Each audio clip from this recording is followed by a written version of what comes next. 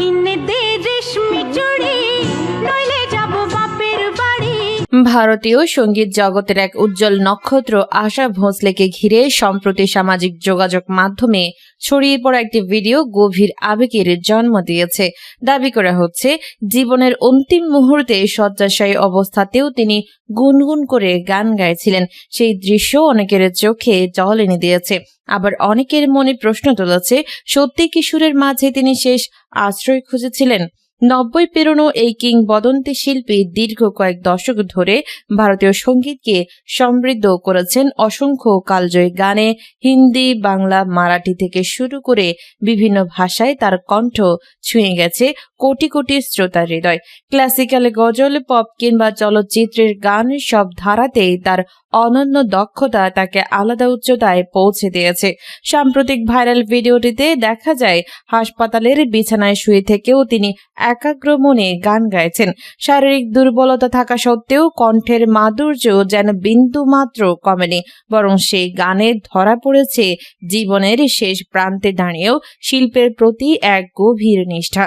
এই দৃশ্য শুধু একটি আবেগঘন মুহূর্ত নয়, বরং একজন শিল্পীর আত্মার সঙ্গে সঙ্গীতের অবিচ্ছেদ্য সম্পর্কের প্রতিচ্ছবি। পরিবারের ঘনিষ্ঠ সূত্রে জানা যায়, অসুস্থতার মধ্যেও তিনি প্রায় গানের কলি আওড়াতেন। তার কাছে গান ছিল কেবল পেশা নয়, বরং জীবন যাপনের এক অবিচ্ছেদ্য অংশ।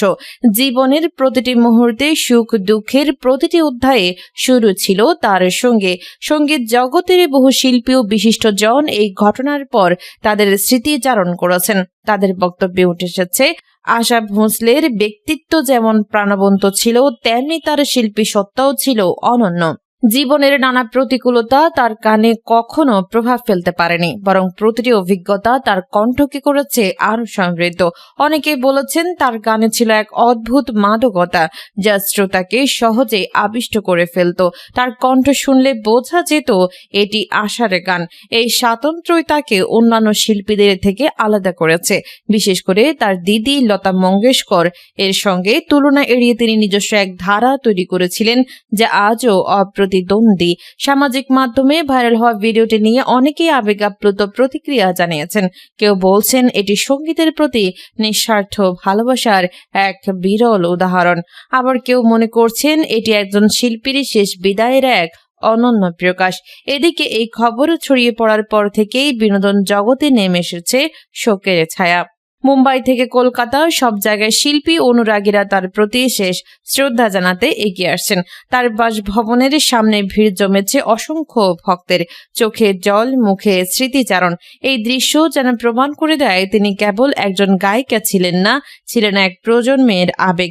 অনেক শিল্পী জানিয়েছেন, তারা তার গান শুনেই বড় হয়েছেন। তার কণ্ঠ তাদের জীবনের নানা মুহূর্তের সঙ্গে জড়িয়ে আছে। আনন্দ, বেদনা, প্রেম কিংবা বিরহ।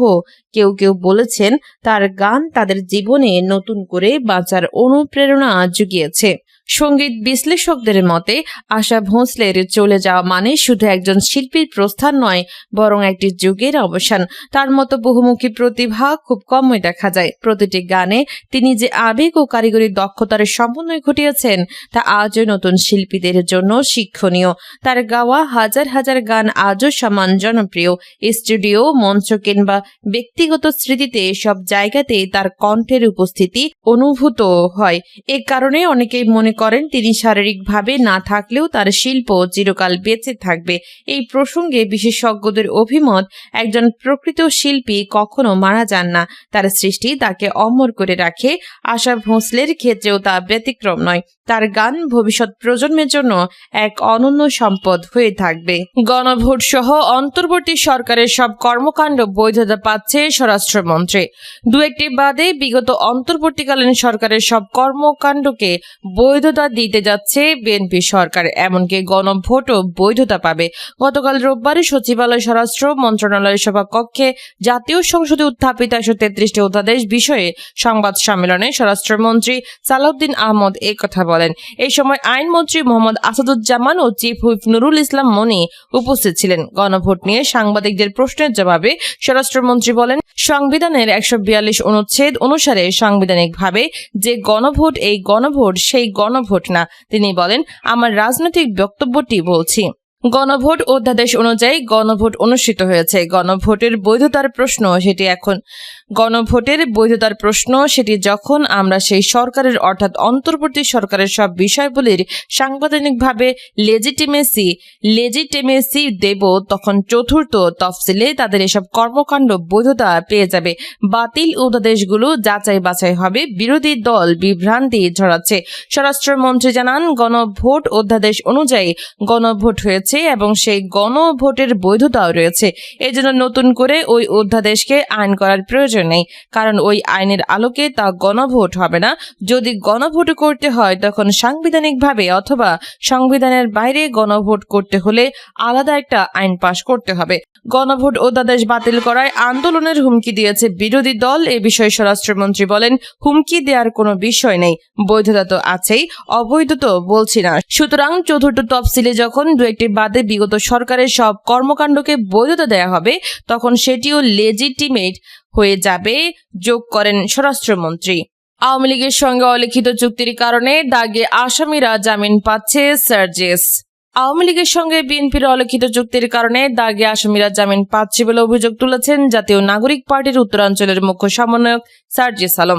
রোববার দুপুরে institution of diploma engineers Bangladesh মিলনায়তনে 11 দলীয় ঐক্য আয়োজিত জুলাই শহীদ পরিবার ও জুলাই যোদ্ধাদের সঙ্গে মত বিনিময় সভায় তিনি কথা বলেন। সার্জিস বলেন, দুঃখজনক হলেও এটাই সত্য যে বিএনপি ক্ষমতা এসেছে আওয়ামী লীগের ভোটের মাধ্যমে। তাদের সঙ্গে আওয়ামী